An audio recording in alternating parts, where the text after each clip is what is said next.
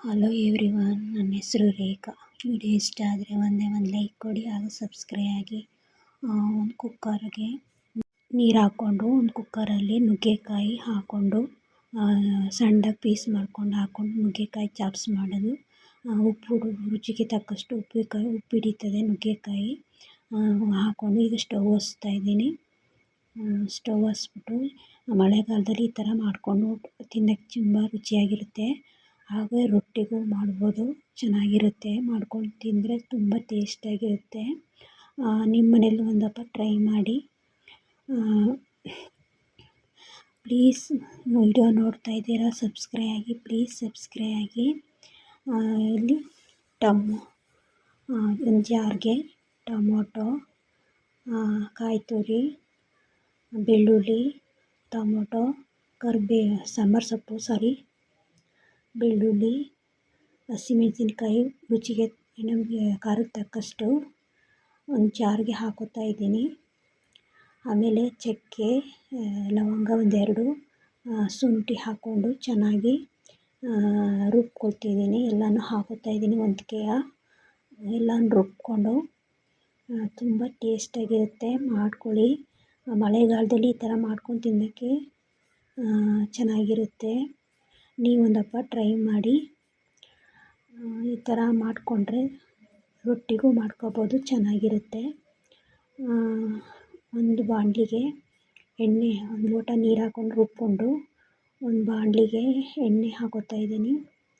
ಒಂದು ಸ್ವಲ್ಪ ಎಣ್ಣೆ ಹಾಕ್ಕೊಂಡು ಈರುಳ್ಳಿ, ಆಮೇಲೆ ಟೊಮೊಟೊ ಚೆನ್ನಾಗಿ ಹಾಕ್ಕೊಂಡು ಫ್ರೈ ಮಾಡಬೇಕು.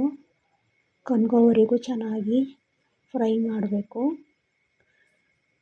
ಫ್ರೈ ಮಾಡಿಬಿಟ್ಟು ಚೆನ್ನಾಗಿ ಫ್ರೈ ಮಾಡ್ತಾ ಇರಬೇಕು. ಚೆನ್ನಾಗಿ ಫ್ರೈ ಆದಮೇಲೆ ಚೆನ್ನಾಗಿ ಕೆಂಪಾಗೋ ಗಂಟ ಎಲ್ಲನೂ ಒಂದು ಮೀಡಿಯಮಾಗಿ ಎಲ್ಲನೂ ಚೆನ್ನಾಗಿ ಫ್ರೈ ಮಾಡ್ಕೋಬೇಕು. ಫ್ರೈ ಮಾಡಿಕೊಂಡು ಕೆಂಪಗೆಲ್ಲ ಟೊಮೊಟೊನೆಲ್ಲ ಚೆನ್ನಾಗಿ ಕನಗಬೇಕು. ಸಾಂಬಾರು ಸೊಪ್ಪು ಹಾಕೋಬೋದು. ನನ್ನ ಹತ್ರ ಸಾಂಬಾರು ಸೊಪ್ಪು ಸ್ವಲ್ಪನೇ ಹಾಕ್ಕೊಂಡಿದ್ದು, ಖಾರದೊಳಕ್ಕೆ ಆಡಿಸ್ಕೊಂಡಿದ್ದೀನಿ.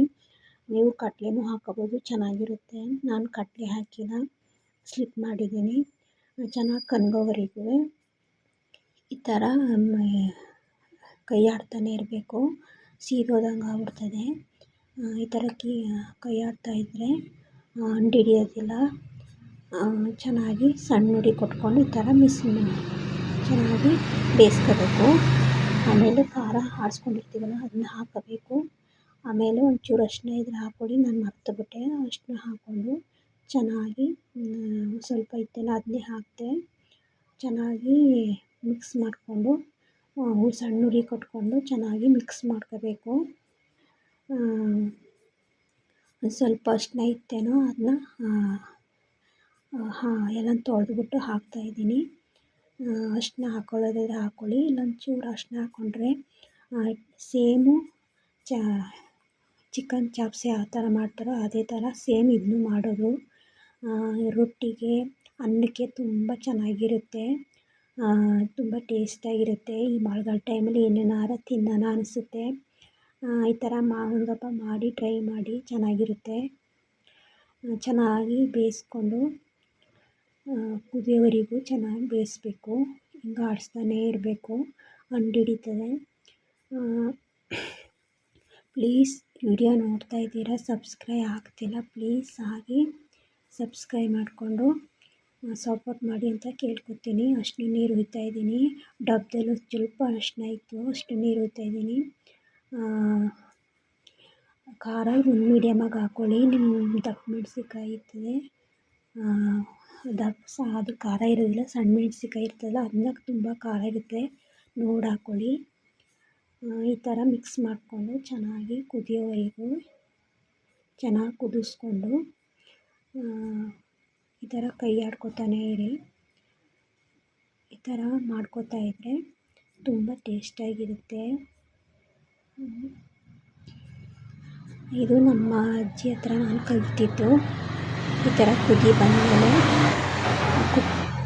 ಕುದಿಯುತ್ತಾ ಇದ್ದರೆ ಈ ಕಡೆ ಕುಕ್ಕರು ಒಂದು ವಿಷಲ್ ಕೂಗಿಸ್ಕೊಳ್ಳಿ. ಒಂದೇ ಒಂದು ವಿಷಲು, ಜಾಸ್ತಿ ಕುದಿಸ್ಕೊಳಕ್ಕೆ ಹೋಗಬೇಡಿ. ವಿಷಲ್ ಕುದಿಸ್ಕೊಂಡು ಸೋಸ್ಕೊಂಡು ಈ ಥರ ಸೋಸ್ಕೊಳ್ಳಿ.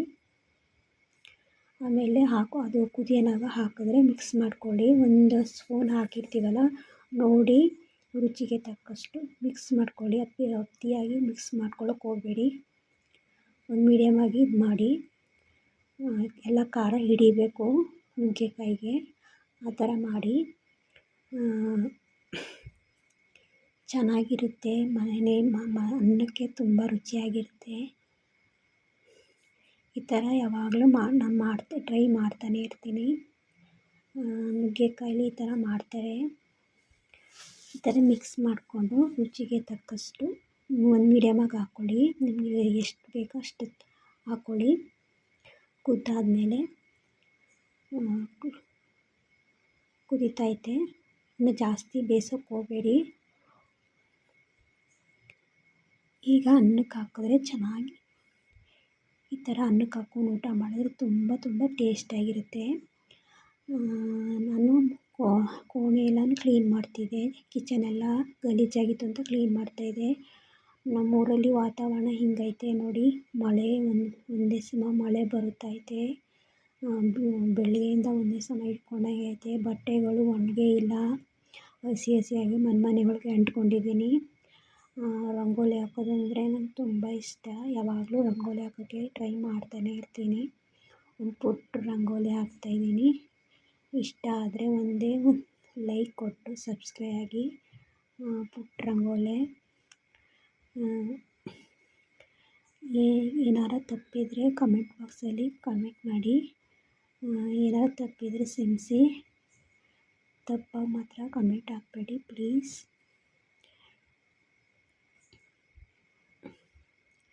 ಈ ಥರ ರಂಗೋಲಿ ಹಾಕೋದು ಅಂದರೆ ನನಗೆ ತುಂಬ ಇಷ್ಟ. ಯಾವಾಗಲೂ ಹಾಕ್ತಾನೇ ಇರ್ತೀನಿ. ನನ್ನ ಮಗನಿಗೆ ಎಕ್ಸಾಮು 2 ಏನೋ ಹೋಗ್ಬಿಟ್ಟಿದ್ದು. ಅವನು ಓದ್ಕೋತಾ ಇದ್ದ. ನಾನು ದೇವ್ರ ಮನೆ ಈ ಥರ ರಂಗೋಲಿ ಹಾಕ್ತಾಯಿದ್ದೆ.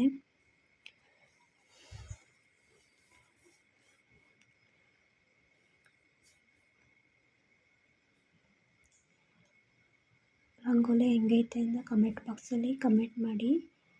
ಪುಟ್ಟ ರಂಗೋಲಿ ತುಂಬ ಚೆನ್ನಾಗಿ ಕಾಣಿಸುತ್ತೆ ಅಂತ ಹಾಕ್ತಾಯಿದ್ದೀನಿ. ನಾನು ಹೊರಗಡೆ ಹಾಕಲ್ಲ, ನಾನೆಲ್ಲ ಈ ಮನೆಯಲ್ಲೇ ಹಾಕ್ತಾಯಿದ್ದೀನಿ. ದೇವ್ರ ಮನೆ ಹತ್ರ ಹಾಕ್ತಾಯಿದ್ದೀನಿ. ಕಮೆಂಟ್ ಬಾಕ್ಸಲ್ಲಿ ಹೆಂಗೈತೆ ಅಂತ ಕಮೆಂಟ್ ಬಾಕ್ಸಲ್ಲಿ ಕಮೆಂಟ್ ಮಾಡಿ.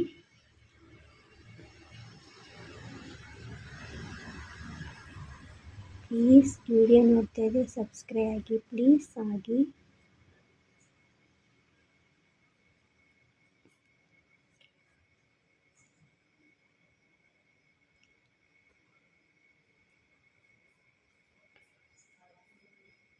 ವಿಡಿಯೋ ನೋಡ್ತಾ ಇದ್ರೆ ಒಂದೇ ಒಂದು ಲೈಕ್ ಕೊಟ್ಟು ಸಬ್ಸ್ಕ್ರೈಬ್ ಆಗಿ. Thank you.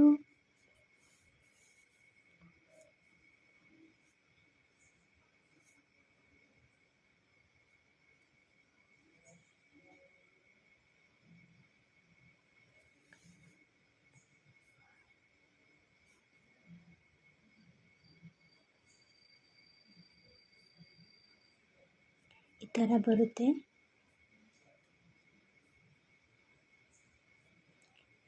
ಮ್ಯೂಜಿಕ್ ಹಾಕಬೇಕು ಅಂತ ಕಾಪಿರೈಟಿಂಗ್ ಬರುತ್ತೆ ಅಂತ ನಾನು ಈ ಥರ ಬಾಯಲ್ಲೇ ಮಾತಾಡ್ತಾಯಿದ್ದೀನಿ. ಇನ್ನೂ ಯಾವ್ದು ನೋಡ್ಕೊಂಡಿಲ್ಲ ನಾನು, ಅದಕ್ಕೆ ಟ್ರೈ ಮಾಡ್ತಾಯಿದ್ದೀನಿ. ಮ್ಯೂಜಿಕ್ ಹಾಕೋ ಥರ ಕಾಪಿರೈಟ್ ಬರೋ ಥರ ನೋಡ್ಕೊತಾ ಇದ್ದೀನಿ. ಸಾರಿ ತಪ್ಪಾಗಿದೆ, ಏನಾರ ಕ್ಷಮಿಸಿ ಅಂತ ಕೇಳ್ಕೊತೀನಿ. Thank you. ಬಾಯ್.